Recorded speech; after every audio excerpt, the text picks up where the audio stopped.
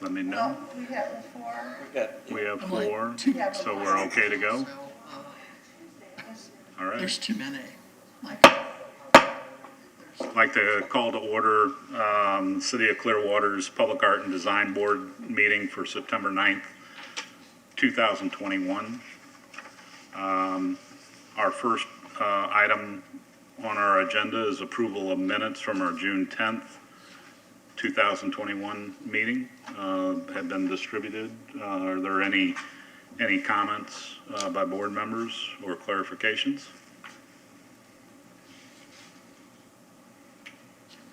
Motion to approve. I'll second. All those in favor say aye. Aye. Aye. Opposed? Motion carries. We have a standing item for citizens to be heard regarding items that are not on the agenda. So we see we have a couple participants today. Agenda items or something different? Councilmember Beckman. Oh. sitting in I with us. couldn't recognize you. Yeah, here to observe, thank you Okay. for your service, not allowed to interact. Oh. I encourage strongly. Okay, all right. And then But you Allyson. can reach out to me anytime you'd like. Excellent. Thank you so much. We also have Allyson Dolan. She's with the Clearwater Historical Society. Thank you. All right, so we can move on to new business, item 4.1, review of the arts and cultural initiatives in downtown Clearwater. Christopher? Thank you. Pat, could you transfer over for the monitor? Thank you. Wait, you want the The PC? PC, yes. Can see it There we down go. here. Great, thank you. Good afternoon, everyone. It's good to see you all. Thank you for coming. This is item 4.1, a report on arts and culture initiatives in downtown Clearwater. With the, what is the terminology? Indefinite closure of Cleveland Street, we have gone for a more semi-permanent closure using these Jersey barricades. These are in the blocks, the 400 and 500 blocks of Cleveland. They're very, pretty much municipal in their design. So we received some direction to go ahead and spruce them up, make them appear a little bit better until a more permanent solution can be arrived at. So I've been working with some local artists to get these designed and painted. The artist Jessica McCormick, someone that I've worked with in the past, and she has geometric designs and does a lot of coloration. These are the city's branding color palette, so she worked within that, and this is the output. And she also did another style with the more earth tone colors of the brand logo. And that's the finished product. So the 400 block has been completed. She took part in a live painting demonstration. The next is scheduled for September the 18th. It'll coincide with the Clearwater Arts Alliance Art Walk and the Sip and Stroll that happens downtown. The artists are Capco. It's a husband and wife team. They're out of Tampa, and they'll be doing the barricades in the 500 block and getting them spruced up. The other side of the barricade is more directional and signaling, and so we did not want to interfere with any of that message. The barricade itself is white, and then the signaling devices in black and yellow. So just out of caution and safety, we did not want to overly decorate that. But at least on the habitation side, non-street side of these folks in the 400 block, during the Dine Out for a Difference that was closed for kids that evening, Jessica was entertaining and speaking with people that came up and got to talk about her art form. Additionally, the Clearwater Arts Alliance has been putting on monthly public art walks. They've had people attending, which is great. I know it's difficult in the summer months when it's blazing hot in the afternoons, but they have been successful. I just wanted to recognize them for really upping their marketing and campaign for that. So very good job to them. Also, they partnered with the Sip and Stroll event in the evening after their public art walk ends. The Sip and Stroll begins. There's wine tastings and participation that is an incentive for people to hang around a little bit afterwards and spend more time downtown. So that gives another incentive for people to come down, experience the art, and then experience downtown. We also have a rotating wearable art exhibit that's funded by the CRA. Lena Teixeira, who is a definitely well-connected and also business owner downtown, works with a number of artists to produce wearable art. Many of these are local artists, and her work is in vacant storefronts, so it really spruces up the appearance of a lot of the empty spaces that we have downtown. So those are carrying through for the remainder of the year. I believe they will change one more time, but have been successful and well received by folks that are walking by. Okay. Excellent. Any questions from the board members? This is all great stuff. Yeah. It really is. Thank you to the Arts Alliance. Yeah, Definitely. the barricades are great. Yeah. That's Thank you. exciting. Yeah. It's been really nice to work in such a partnership style, to where one particular organization does not have to carry all the weight. And you get a lot more diversity that way, and you get a lot more saturation, but a lot more inroads into the community through a bunch of different perspectives. Fantastic. Thank you so much. We can move to item 5, old business. We have a series of items today. 5.1, review and update of the status of the Cultural Arts Strategic Plan. So we're going to get into kind of a review of the cultural plan updates. The consultants have produced for us a series of 7 strategies that are updated for our current environment, economically, culturally, the diverse nature of Clearwater's residents, and trying to really respond to the era that we find ourselves in now, dealing with COVID, but also working with finding identity and space that distinguishes neighborhoods from one another, but all come together as a quilt to form a larger Clearwater. A little bit of background that brought us to it. The budget was allocated in fiscal year 2019-20. And the mission for this was to understand community needs and produce a vision for the future. It built on the 2002 plan. It was an evaluation of current programming, both public and private, to make sure that we're not duplicating efforts or overstepping boundaries. Critically engage the public in feedback exercises to make sure that we have a number of opinions and opportunities for people to share their thoughts, and then develop the key strategies and actions for the next 5 to 7 years.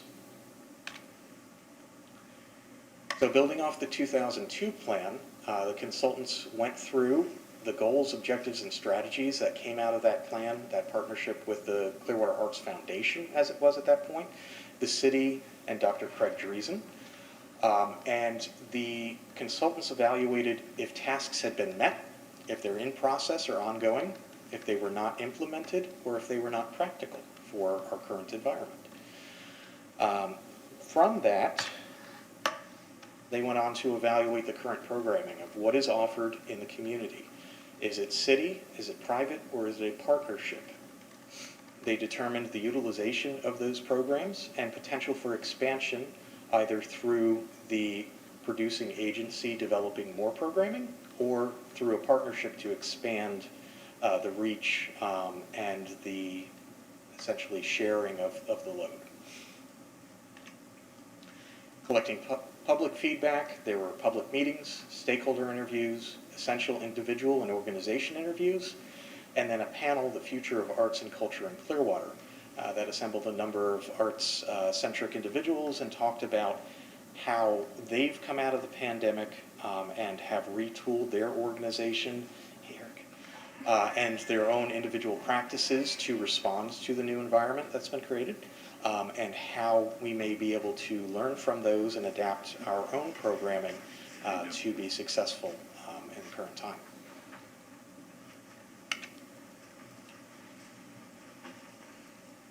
So the strategic plan is a guide for cultural development and investment, and it created 7 strategies focused into 3 target areas: public art, cultural growth, and place-based investments. So strategy 1 is to strengthen the identity of neighborhoods through an investment in public art at the neighborhood level, reaching out into the communities, making contact with the neighborhood organizations and the neighborhood groups to find areas that are utilized by that community and to highlight those places with an infusion of public art. A lot of times public art is limited by having to be tied to a capital improvement project where it gets its funding.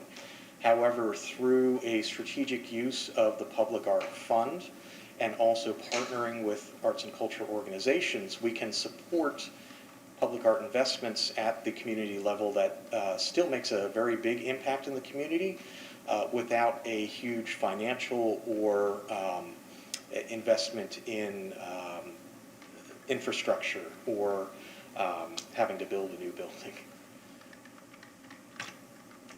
Strategy 2, expand funding for public art through reinstating the % for art in private development ordinance. So this is a big move. In 2013, the program transitioned into a voluntary participation program. We still have had limited participation by developers. What we find is that developers that are tied to the community or are residing in the Tampa Bay area are the ones that look to invest in public art. They understand the community, they understand the impact, and these are the buildings that they live and work in.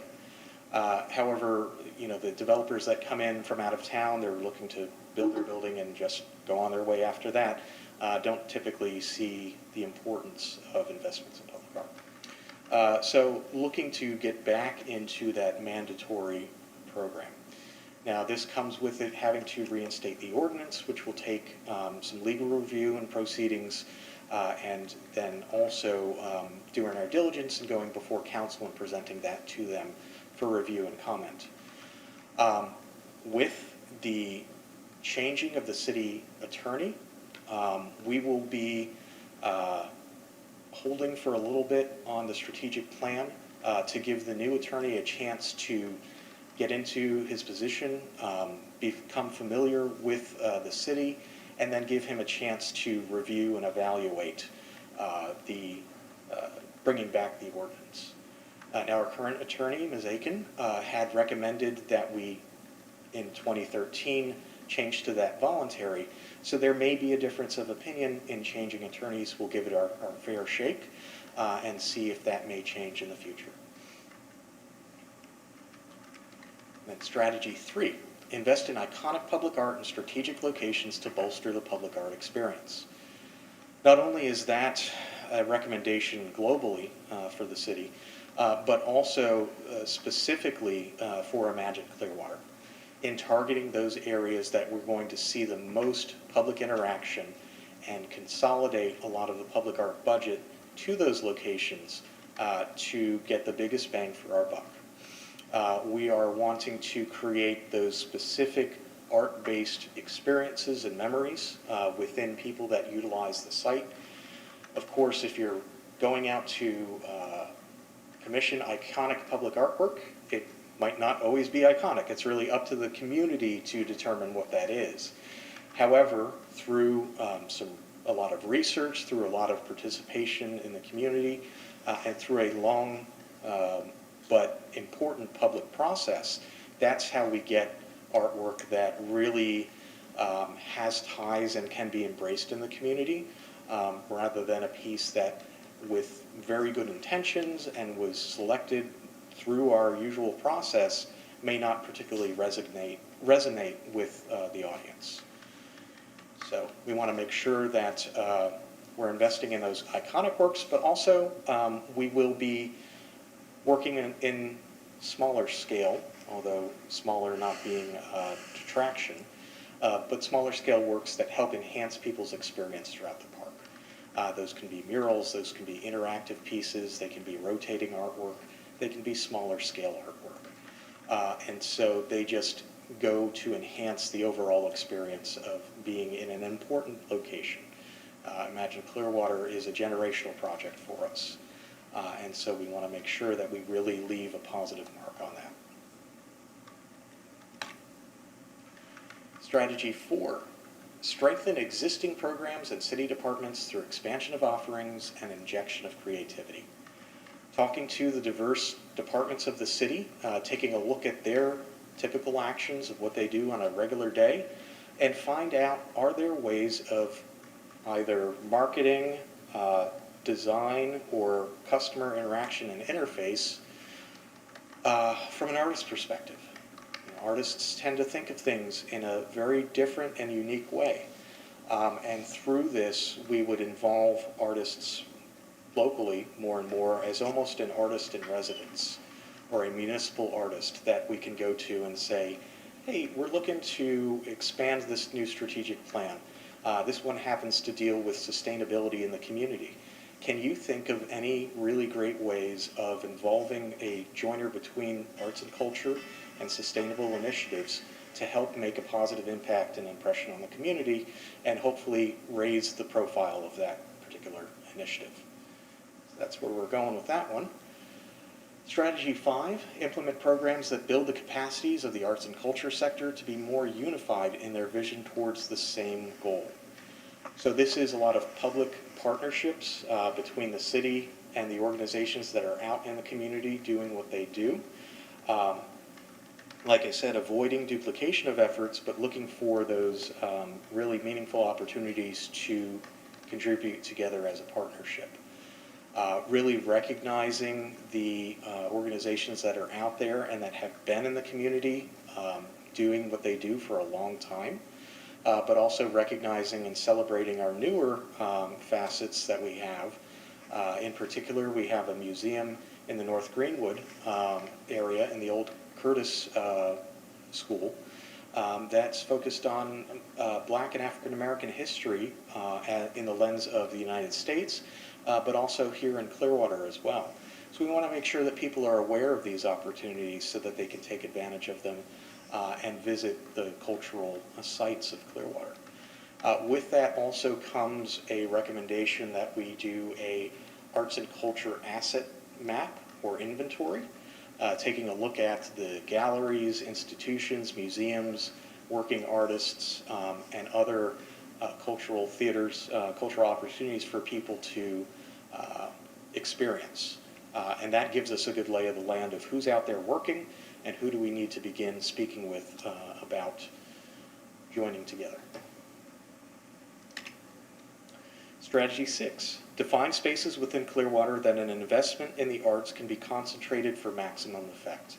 Again, those are looking at those nodes of people gathering, looking at areas of high usage. In particular, one of the actions recommended is putting public art along the trails in the trail system. Parks and Recreation has spent a long time trying to increase usage of the trails and recognition of them.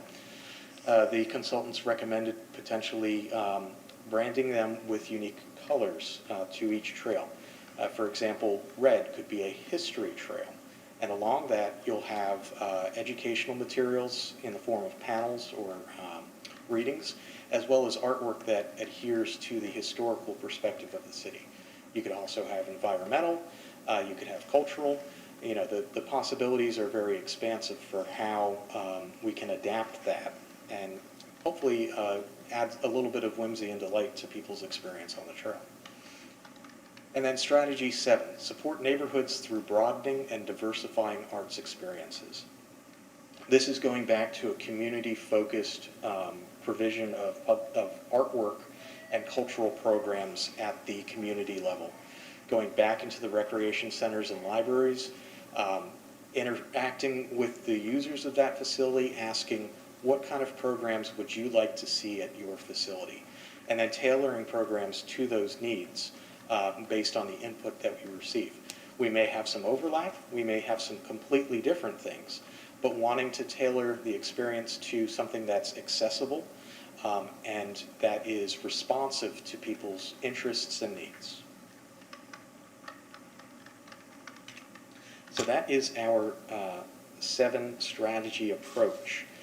And like I said, we will be waiting for a little bit until November, most likely, until the new city attorney has had a chance to be seated, get into the position, and then give a review of that one critical strategy 2 of reinstating the public art ordinance. But I'll keep you updated on the process, and we'll see how it goes. Thank you, Christopher. Is there questions by the board? I had a couple, Christopher. Can you explain how this is how the plan is gonna come forward to city for approval or acceptance? Yes, it'll go to the city council at a typical council work session presentation, and then a council meeting at which formal action can occur. Okay. Usually what happens within the work session is it's a good chance for the council and the proposing department to answer any questions that they might have that would support their decision in their review of the work. While they still may have some questions during the council meeting, which is held in the evenings, this work session approach allows for us to get into the more granular areas, and then overarching questions, and then also questions in which the answer would be beneficial to the public to hear are often asked in the council meeting itself. Okay. Budgetary, fiscal year implications? We do have an extended budget over the next 5 years with an infusion into a implementation fund for this. Okay. The initial investment is $300,000 to carry forward these initiatives. Okay. All right. And the last one, I'm sorry, I got, I'm excited about the effort. Strategy 3 was talking about specific locations in the community.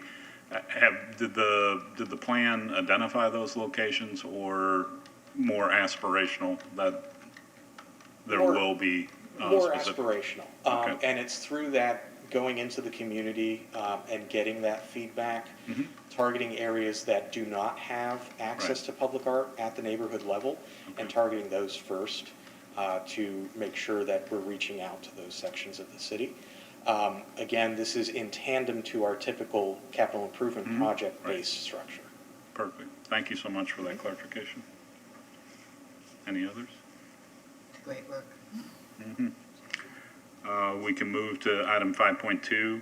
This is a review and update on the grant application to Bloomberg Philanthropies for a mural at Cherry Harris Park. Okay, so I checked in with Bloomberg. When last we spoke, they had not selected a date. They've honed it in a little bit more and said November. So we should know the status of that. However, if this strategic plan passes through council, we can begin to, if we find out that the grant has not been funded, this can be one of those great projects that is initially funded through the updated strategic plan.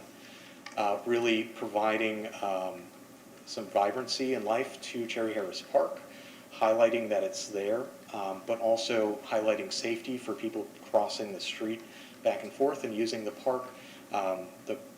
We intend to have some bright colors within that integrated into the mural. So really serving a kind of a threefold approach to improving that park. Okay. Moving item 5.3, review the current public art fund balance. Okay. Our current balance holds at $156,715. That is available for commissions, special initiatives, and grants.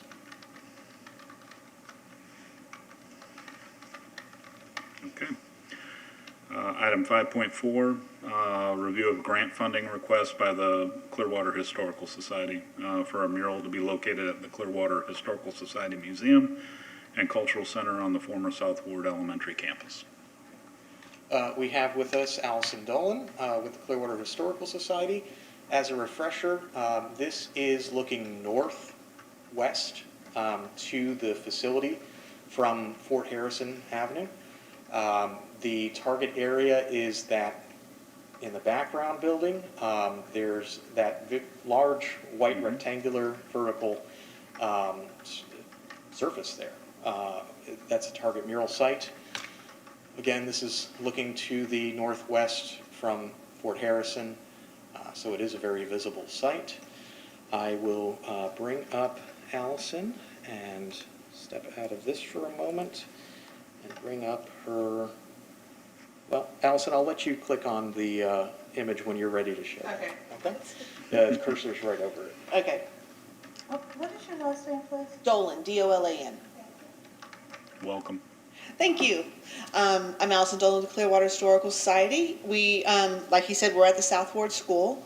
We worked with Beth Daniels. She came one day and looked out the window and said, y'all need a mural. So it's all her fault. So I said it had a frame on it. it does have a frame. It's an Art Deco building. It That does. was built in 1912. So since then, we have contacted Tim Boatwright, and we worked with him on which one, it was, I don't want to call it the wrong name, the box. That was at the signal box at the Clearwater Country Club. So we've done a couple boxes with him for those kind of things. So then we kind of, met him and we liked him. So he came out there and he looked at the area, and after he caught his breath, like most people do. The building was built in 1912. And like I said, it's an Art Deco building. So when you look at the property, like right now, you just look at that building that we're talking about. But when you get up close, it has a whole Art Deco design on it. And it does look like it has a frame. Ready for a picture. It is great for a picture. So this was our working that he just came up with last week, and then we added a little bit more to it. The people that we're predicting, that we're showing on here is that we have, we try to pick out different parts because we knew, so we put Discover Clearwater on there. We picked out the pier, and of course one of our sunsets. We tried to make it look like it was a postcard, an historic postcard. So we went through we have over 6,000 postcards in our collection. So we picked out all the ones that were welcome to Clearwater, from the 20s and 50s and stuff, that era. And he kind of went with that kind of thing. So we picked out Miss Morris, and we did the gladiolas because Gladiolus farms were here. That's where Crest was until there was a freeze. Mr. Plant's train. We did a Mr. Bomber. I always want to finish which one it was because there's so many of them. But Bobby Forbes, the bomber, and then Clark Mills boat. Tim actually worked with. Why does his name just leave my head? But for Bonnie and Dagwood, Blondie. So he called him and asked him if he could put him on there. So Got since he lives here, confirmation, yeah. yes. Yeah. So. Of course, the jazz festival. So we were trying to get all the different aspects of Clearwater on this mural, so you can see what direction that we're going into. Of course, we had to put the peacocks on there because we have the peacock farm. So we were going through everything, just trying to make sure we tell kind of while you're sitting on in traffic, you can kind of see what the essence of Clearwater is besides the beach. That we have more to us. So. To do all this, now the board of the Clearwater Historical Society, we made the investment of $3,000 to get this far. It is going to take us $10,000 to get this all. He's estimating $10,000 to do this and get the mural up and running. Okay. Do y'all have any questions? Is you're ready to move immediately, or in your timing? We're ready. Okay. Whenever you're ready, we're ready to go. So is this approved artwork? Because at one point I thought I heard you say that you were still working on it and wanting to bring in additional. But we haven't. No, this is the approved artist. This is the Approved artist. board, and then the board is actually. They have not seen this, and they might add some more to it. So it's not completely. We have our board meeting on Monday. Okay. Y'all just happen to be before Yeah. that. But they approved the original, sketch, and so then, if they want to add any more to it, because he did have bougainvillea going down the side, and then we went back with gladiolas, because we're like, gladiola's a little bit better, No one knows that we had gladiola farms here. Nobody knows, like I said, we have to have a peacock, because you can't go down Old Coachman Road without knowing you had peacocks here, especially if you lived over there. Then we added the fillies and that kind of stuff. And of course, we own the plum house, so we had to put that on there, It is one of the oldest wooden structures in the area. You have to have that one on there. So, and we figure it's on a building, so it's good. You have any questions? Well, I think that we applaud your initiative and bringing it forward. I think that I would want our board to see a final approved Okay. version. Okay. So that we know specifically. Exactly what it's gonna look like? Yeah. Yeah. So, Well, that's fine. we represent a public discussion, Oh, yeah. so. Well, this is the direction that we're going in. Yeah, Are y'all and- okay with that? Well, I think, certainly, this is gonna be a very large, it's gonna fill the entire. Entire space. So what do you think? It's probably, 40 feet tall, 20 by 40? It's a 3-story building. Yeah. I think that the concept of the collage is great, and as the protectors of the history of Clearwater, it's such a wonderful real estate space where you can show so much of the history of Clearwater. And so I guess that's my only question why I was asking if you were done or not, because I've had the pleasure of spending a lot of time at the Plum House. And I really, again, like Neil said, I honor the work that you guys do. And just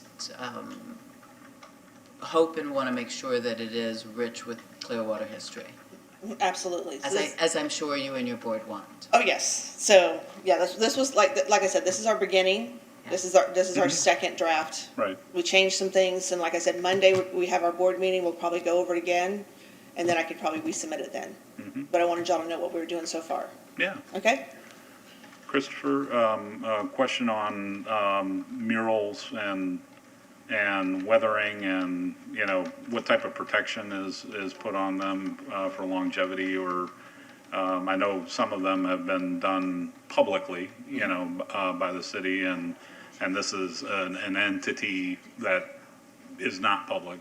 Is there things that we can require or suggestions for them to follow? We certainly recommend to follow suit with what we've done on our own investment murals. Usually that's a clear coating protectant, UV, but also anti-graffiti. It's available commercially, one particular one, and this is not an advertisement for them. No, but- that's but, fine, yeah. Sherwin-Williams SureCoat is what we've most recently used and found that to be both effective economically, but also very strong protection. Okay, And that's in our contract, okay. Okay. so. Well, we appreciate it being brought forward. We're not going to take any action today, but we are interested. General look at our board who's here, and we would like to see you come back with a final version, and we could take action. No problem. Thank you. Item 5.5, a review on the Crest Lake Park Public Art Project. All right, so a bit of an update. I was able to walk the site with artist Don Gialnella, and we picked out some locations that really, I would say, environmentally matched with the subject Yeah. matter. You see there are 5 sculptures, the red dots on your screen, representing a fish, dragonfly, moorhen, frog, and spider. So as we walked around the park, we started to notice some really good pairings as far as how these sculptures would be situated and also interact with the site and the location. This is a area where people are commonly fishing, but also the way the grasses are there it becomes a little bit of a nesting ground for fish. And so the fish sculpture would be proposed for this area here. As you get to the boardwalk of the lake, we stopped and noticed probably about 50 dragonflies moving throughout that area. In particular, the dragonfly was a sculpture that we had some questions about the structure of the piece itself, and also ensuring safety if people were to hang on the wings.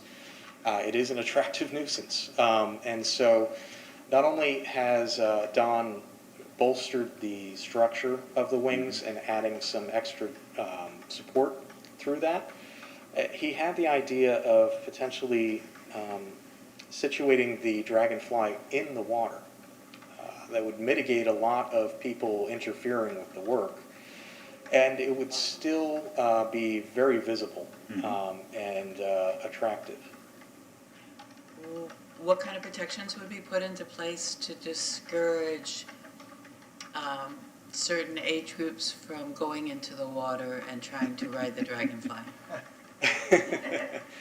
That is a very good question.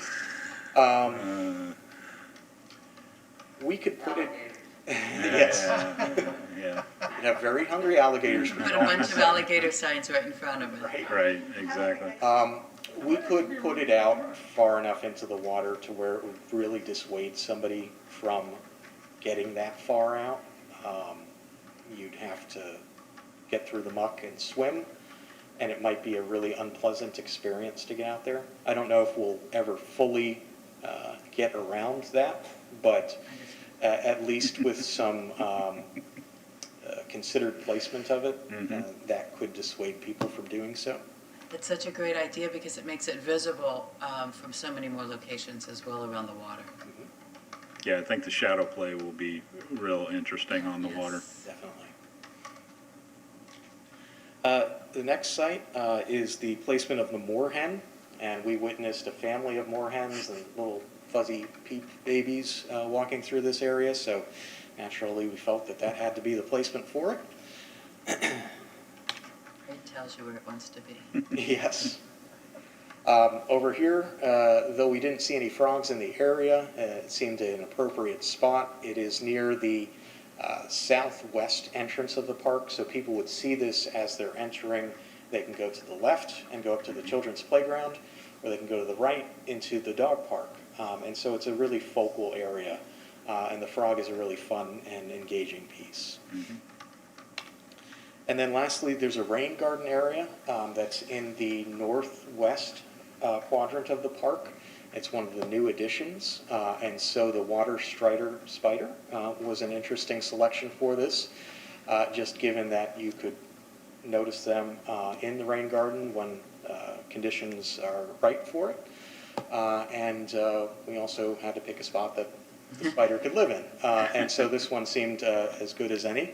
It's a nice open space so that people would be able to walk fully around it and experience it. I can see science teachers from all of the local schools bringing their kids here on field trips. That would be a great use, yeah. Absolutely. As a landscape architect, I will make one comment, okay, and maybe you can come back to the master plan, and it's just an observation that gathering places or free play lawn areas need to be protected, okay, for unstructured play. Okay. And while we're citing a specific piece, let's try and keep in mind maintaining areas where, you know, a frisbee or a ball or, and I don't know the design of the overall park to know how many of those unstructured lawn areas exist, right? So that would be my only caution, Christopher. You know, is let's not occupy the center of a space if we can offset and be close to a walk or close, you know, so that multiple use can be protected. Absolutely. That's a very good consideration, and I'll take a look and see. Yeah, it's just an observation. This is a great lawn. It would be a great location for it, but we do have a lot of trees. We, you know, have a large lake We want to make sure that unstructured play can occur too. Okay, thank you. I have some additional update of process images. So Ooh. this is the frog, Cool. very playful. A lot of the animals have mirror polish eyes, so you're able to see a good reflection in them. That's going to be so cool. Here's the flagfish. This is the tallest of any of the pieces. Stands about 7 feet tall. And this is a close-up look at the dragonfly, just showing the mirror polish on those eyes there. Really fun and engaging pieces. Our artist having fun? Yes, yeah. I think he would be. Yeah, he's found this to be delightful, and it's like putting together a really big puzzle. Exactly. Yes, great. Are there going to be informational placards in front of the sculptures to talk about the relevance of these creatures in like our ecosystem? That's something that we want to work on with Parks and Recreation. And, you know, with our connections to the Moccasin Lake Nature Park, of developing some educational environmental placards that, just like you said, that people can see the importance of that animal to the ecosystem and how it inhabits the area. And I would like to suggest again, the pixel stick, the QR code, just tag them so that people with their smartphone walking around can tag it and get all this information of why it's here, what, you know, the committee worked on it, the artist, you know, that'd be phenomenal. Absolutely. And then when we do the unveiling, then we'll do a game. And people who click through the most and draw pictures and write essays. And I'm sorry, I'm going back to school. But it is a fun component. I know who and, we're assigning it. Yeah, I work with the artist Allyson. one of the initiatives that the Arts Alliance and I have been working on together is developing a public art scavenger hunt. That's Cool. In That's the areas words I was where trying there's to high find. concentrations of artwork. And so those things can be specific to the park and can be used as learning modules, you know, developed in tandem with the Pinellas County Schools. It's got to be an I Spy one for this. Yeah. best place to hide Easter eggs. Excellent. Way to go, Christopher. Thank you. Item 5.6, review on the Fire Station 46 public art project. Okay. So this is Fire Station 46. We've had some work back and forth between the design of the facility and the architects, trying to really balance the importance of public art, but also balance that with the architecture of the facility itself. And so here you can see this is a 25-foot tall tower. We're looking at a light tower or glass tower for this site and seeing how within the sight lines how that scales up. And so this is one version that they're looking at. I think what they're going to wind up doing is recommending a bit shorter of a tower out there, playing with the idea of having multiple surfaces covered.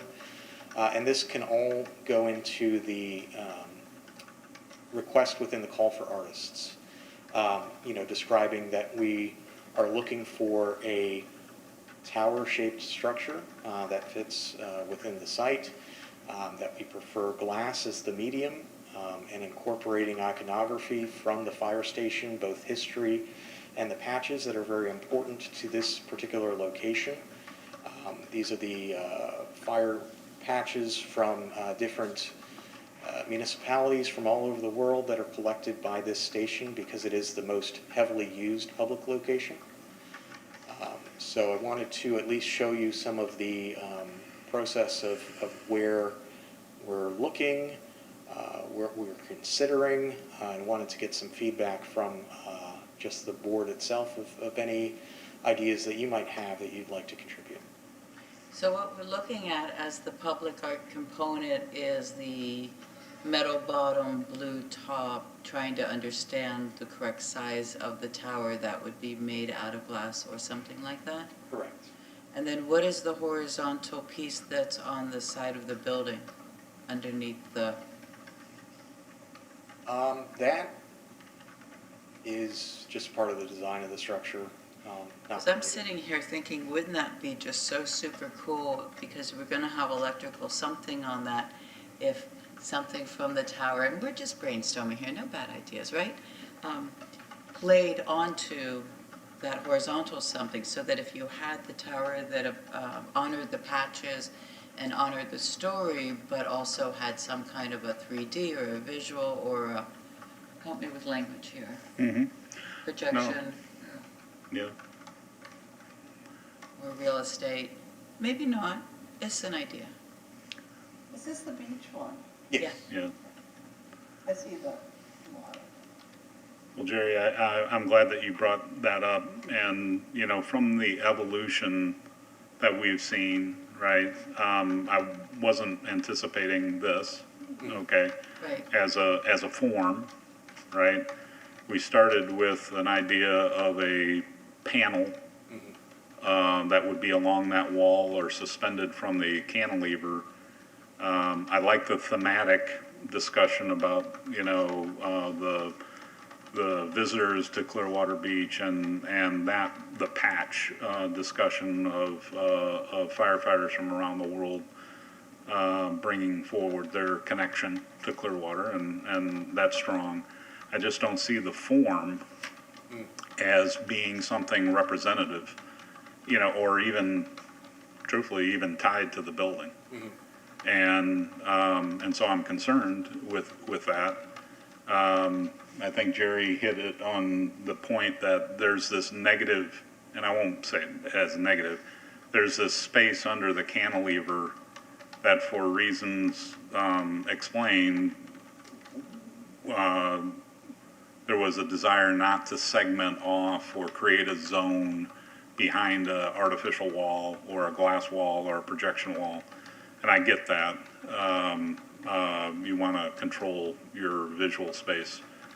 But I don't, you know, this doesn't do a lot for me, and I know it's just a concept, but I don't think it ties to the building architecture, you know, the massing or the structure, and it looks like it's just an obelisk in an open space. So is the call going to be written specific to be that kind of a shape? No, it is open for different shapes. They were just playing around with the most basic of structure, of just creating a box tower. This is not meant to depict how the artwork would appear. They were just looking for a placeholder, if you will, for what would be a significantly sized tower. Mm-hmm. Because if you're gonna have a lot of, I'm sorry for interrupting, Jonathan. I was just No, gonna say, go for it. if you're going to have the kind of information on there you're referencing, which is historical stuff, honoring patches and visitors, and you start to sculpt into this and shape it into something interesting, and because the footprint there's not a lot of, I mean, obviously it doesn't have to have four sides, it can be rounded and it can be, but it's not a lot of real estate for what seems to be the kind of information that wants to be shown, which is why I was kind of thinking we don't have much video against walls, movement against walls in this city just yet. No, we don't, and the reality is that is one of the most adaptable forms, updatable. You see it in lighting of large infrastructure like the Skyway. Yep. It's thematic. You can change colors. You can, you know, that technology is so advanced so quickly and inexpensively, really, in comparison to creating a structure like that. My hesitation in that is the lights that are under that overpass at Gulf to Bay and 19, you know, still haven't been fixed. So I worry about The ongoing. the ongoing repair of that. Right. We didn't, we didn't have much say in the creation of that, Yeah. and that wasn't part of public art, it was part of DOT. And they're just creating this now, so as long as it gets spec'd in, Yeah. then it could be properly maintained, paid attention to, and that kind of thing. The other thing is, I worry that if that image goes out in the call, you're going to end up with 30, 40, 50 artists coming in with, the Washington Monument. Because when people see something, it's like, oh, it needs to be that shape. Right. It kind of looks like a square cigarette Okay, yeah. or an eye mascara container. Vape pipe. Yeah. Oh. Oh, yeah, the emergency, the call box. I think an intelligent artist can look at that and say, oh, okay, so the people sitting inside want to look out the window and be able to see it. They're giving us a height reference. I mean, I think that's what's trying to be shown here. My comment is we don't want it so large that it obscures the building. Neil's comment from an architect's viewpoint makes sense, which is the building has a certain lines and grace and flows to it and how that works along with it. So I think if it's explained, this is about the size we're working with. I have a question about the size. Why, you had mentioned, Chris, that the size, you think they want to reduce that size more.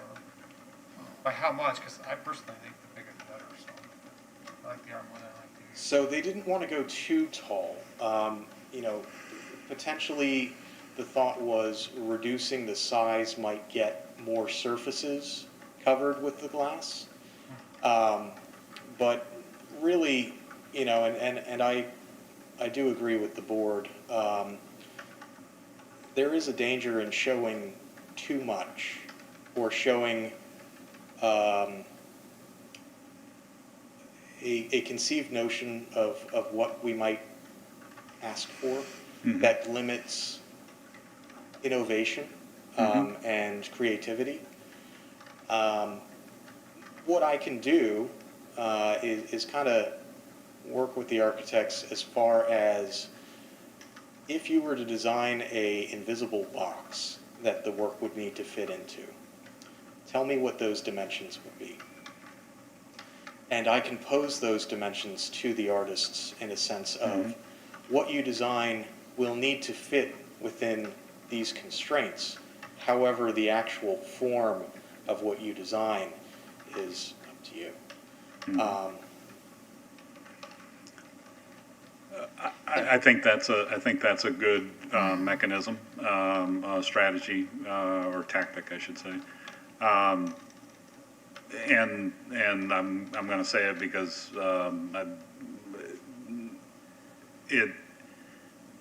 this appears to me that the art is not, our capital project programs are to integrate art into our buildings.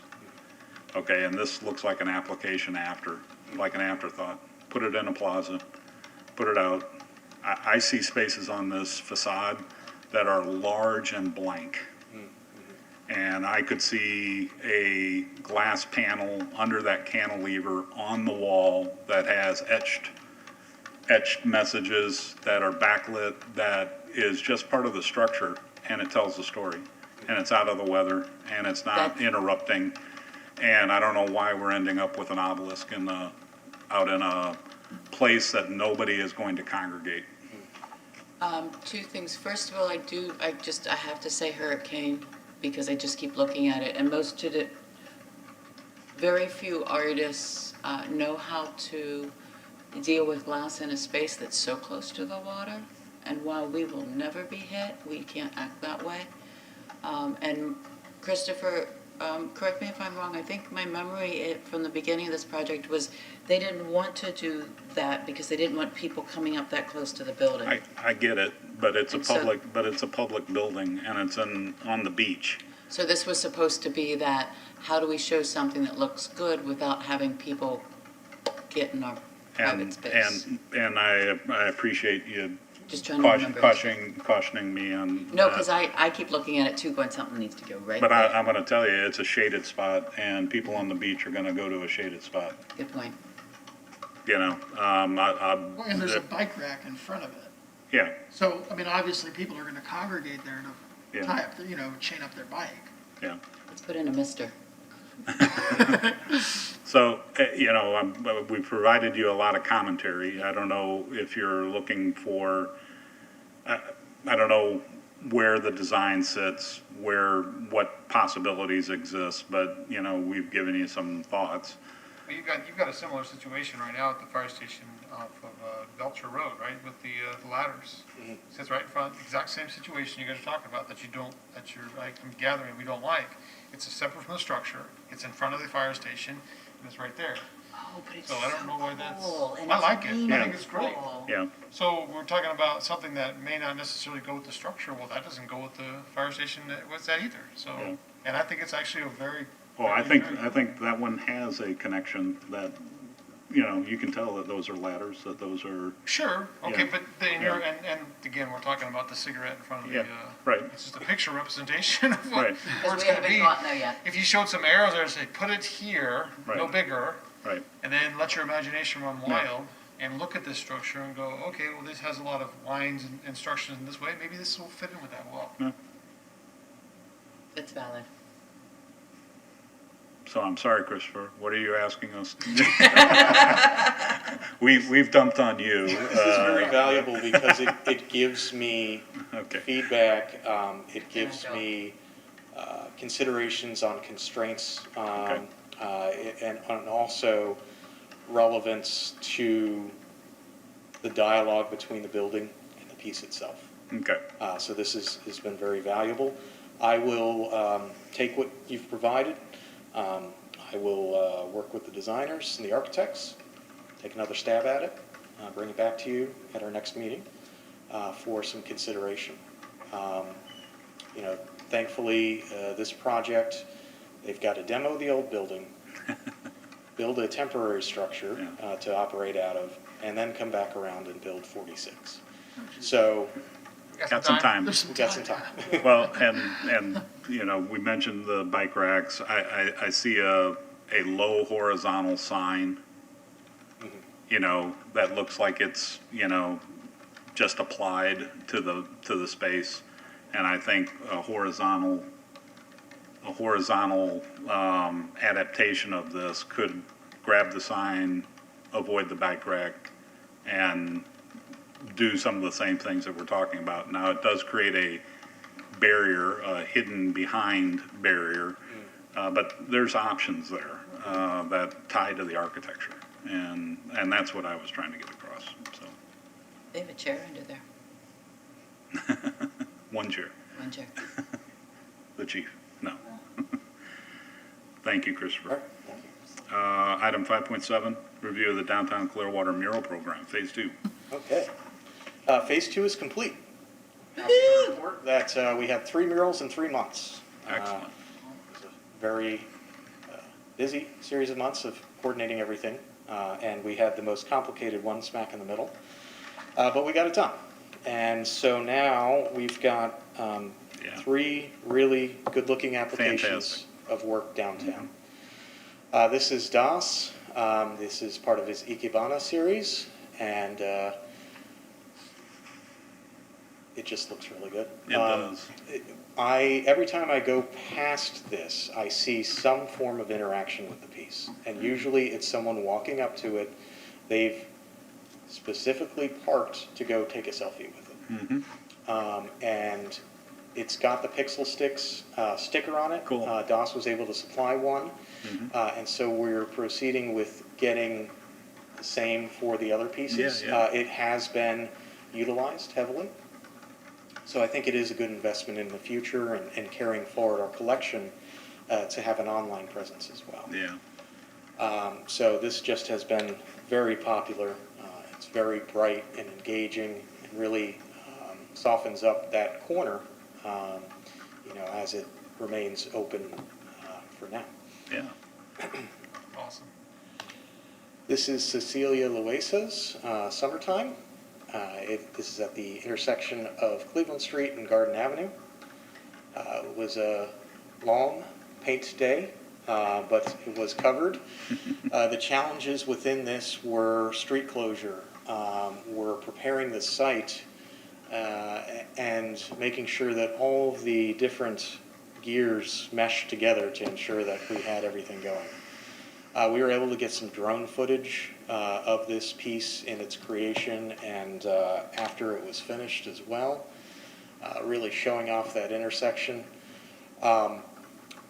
In the time that it's been completed and to today, we've noticed some delamination of the material from the concrete out at the site. I met with Cecilia and her husband, who's a contractor.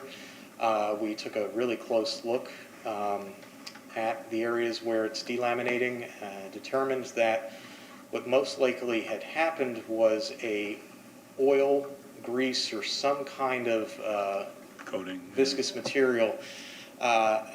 Though we had pressure cleaned it about 3 times over the course of a month, that either leaked in the time between cleanings or was present, impregnated into the surface that is coming up. Okay. So what I'm doing with them is taking a look at ways of kind of removing that material so that it doesn't keep coming back and back and back in the future. What locations is that? Can you point that out? Sure. If you can see my cursor, Yeah. let me orient myself here. Okay, this is, yeah. All right, so if you're looking down at the work itself, in this area, this quadrant here, Mm-hmm. which is where a lot of buses travel back and forth to go to PSTA, and it is pretty heavily used, especially with the road closed right now. The yellow and the salmon colors are the ones Okay. that are experiencing the most. Okay. However, the applications of that same color in these areas do not have that. Okay. One of the other things that we want to do is just consider in adding an extra layer in for additional protection. We're noticing a lot of rubber skidding appearing, which can be cleaned off. It does not fully damage the work because of the material that was selected for this is meant for this application. So that is not as concerning, although it, by the nature of being a street mural and being bright colors, does get driven over quite a bit. So we'll come up with a kind of a cleaning schedule to keep it looking good. But the thing we really want to address the most is just that delamination and make sure that the piece is fully intact and not going to repeatedly come back up. So what they recommended is coming in with a pressure steam to use also a biodegradable degreaser, something that will not harm as it runs off, and to really give that section a go-over to remove any potential piece that might hinder the That adhesion. Yeah. Yeah. So that's what we're looking at, the costs and maintenance of that. Fortunately, this is a CRA project, so the CRA will take care of the maintenance of that. But we also just want to make sure that we're not sinking a lot of maintenance into it over the period of time to correct the same issue over. Yeah. So, Christopher, in my opinion, there is no person in the universe who is more well-connected from a city art, public art standpoint than you. You know everybody across the planet, especially throughout Florida. I just have to ask the question. I'm assuming we've talked to our friends in St. Pete who have similar kinds of street murals and very likely have run into issues and problems like this to see how did they handle it and how did they make sure that they handled it so that it didn't come back? Right. So fortunately, the mural that was done in St. Pete was done by Cecilia. So she and her husband had a lot of experience down there mitigating what they actually used a different material, which was Tough Top down there. This is goes by a different name, but the thing that they encountered down there was that the colors were fading and getting damaged Yeah. really quickly. We're not having that issue with this particular material. They have seen some of the similar oil gunk problems, and that the steam combination with the degreaser did take care of it. It's not a universal fix, but we'll address it as it proceeds. This is our first, although they are very experienced with doing flat surface murals that are intended to be walked or driven on. Each one is unique. And the particular concrete that was selected for these sites is very unique to downtown. It's not your typical asphalt or macadam. It's actually a concrete that's impregnated with color. And so that was an interesting test, figuring out which worked the best there. Yeah. Looks great, Yes. you know. And then our last piece is MJ Lindo Lawyer and her husband Joshua Lawyer. This whimsical alligator that's on the reverse side of Doss's mural. This is the west facade Okay. of the Franklin Street Haven't seen building. that. Very fun, gets a lot of people to stop and look at it. See you A later. lot of very good realistic detail, particularly in the woman's features and her face, looks really good. The combination of additional murals as they were created generated a lot of positive posts on Facebook and social media for the CRA. The city also carried it on our own website.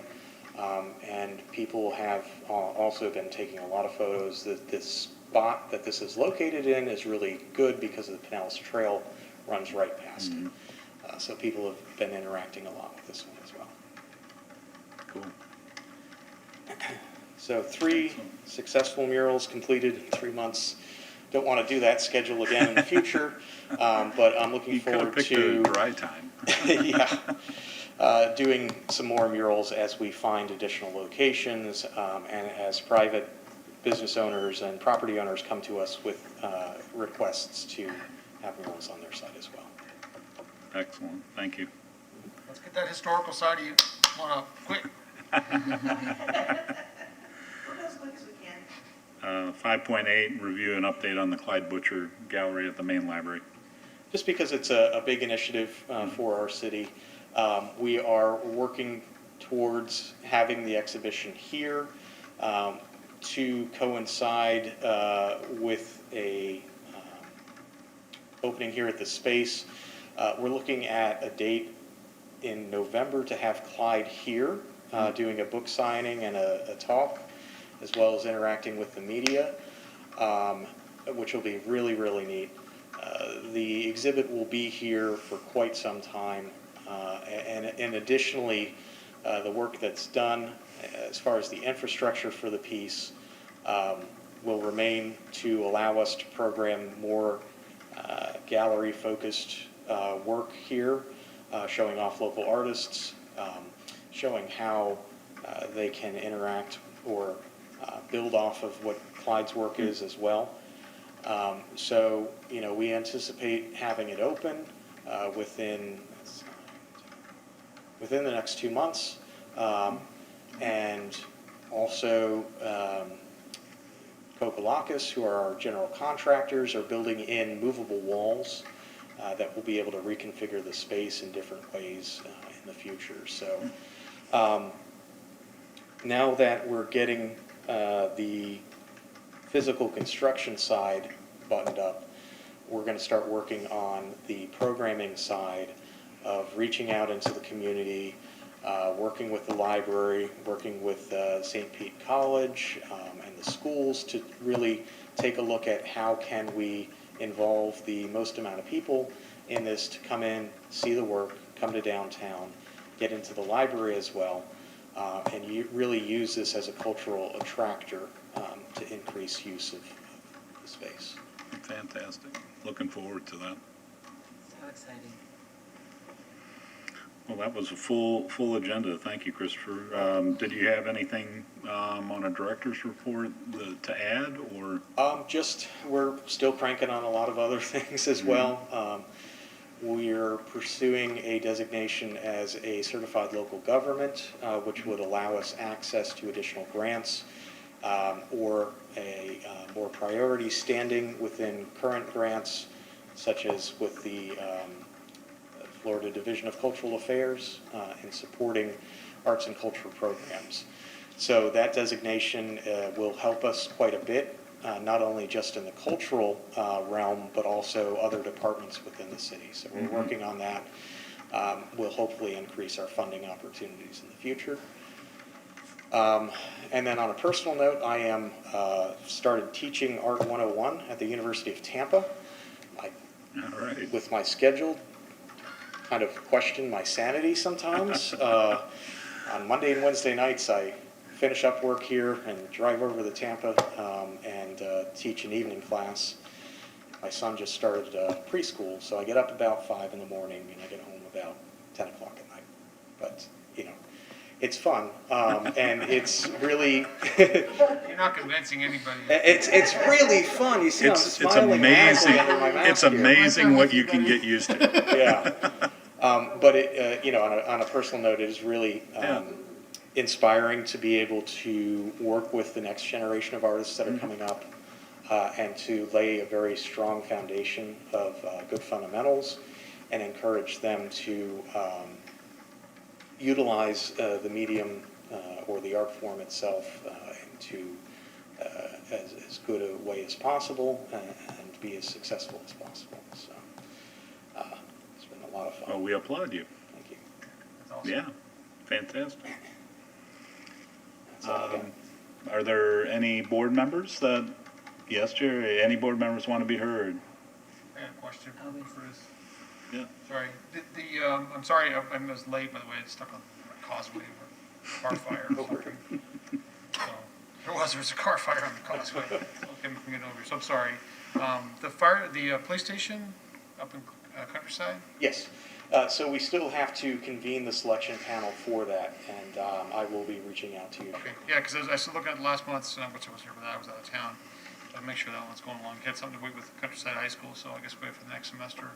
Yes. Yeah. They go through activity and stasis periods as I try to spin all the plates at once. So. Okay. Just wondering. That was one question I had. Perfect. Thanks. Perfect. Jerry? Am I allowed to talk about Halloween weekend? Yes. I don't know. Are you? Apparently I have permission. Okay. So, SPC, gallery, so a couple members of the board, SPC Gallery, special thanks to the Clearwater Arts Alliance for their help and support. Special thanks to my favorite art place, which is my favorite art place. Halloween weekend, a gentleman came walking in and said, I'm putting on the first annual, hate it when people say that, Central Pinellas Art Hop, Gallery Hop. So keep an eye out because he's doing it, and we've decided to play along Okay. with because why not? It's the more the merrier. And so there's a number of different activities that are going on, and it's just couple more thumbs up for Clearwater arts happening, fun things to do, and just thought I'd mention it. Halloween weekend. How long of a weekend? Halloween weekend. Oh, Halloween weekend, yes. Okay. I was bringing it full circle. Yes, Okay. so it's a Halloween weekend, Okay. Saturday and Sunday. We're required to be open to the public, which we're happy to be, from 10 a.m. to 5 p.m. Check social media for specifics. And the library will be open and participating with the Clyde Butcher. So I'm assuming this is a soft opening kind of concept. From noon until 5. Cool. Clyde is worth waiting for, always. Definitely. But yeah, both days and lots of treats and hopefully not too many tricks. Any other board members have? I was late, so I missed public comment. Well- Can I have a second? We can add a add you in. It's just happy news I wanted to share. We'll always take that. I brought with me, and I'll pass out to y'all. Oh, sorry, Beth Daniels, Clearwater Arts Alliance.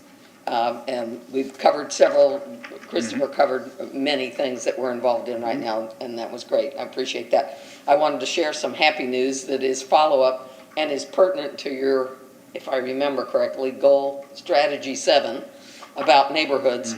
You recall we completed the grant of the 6 neighborhoods that we did signal boxes for. Well, most of them were really not able to have like an actual event Right. to celebrate the completion.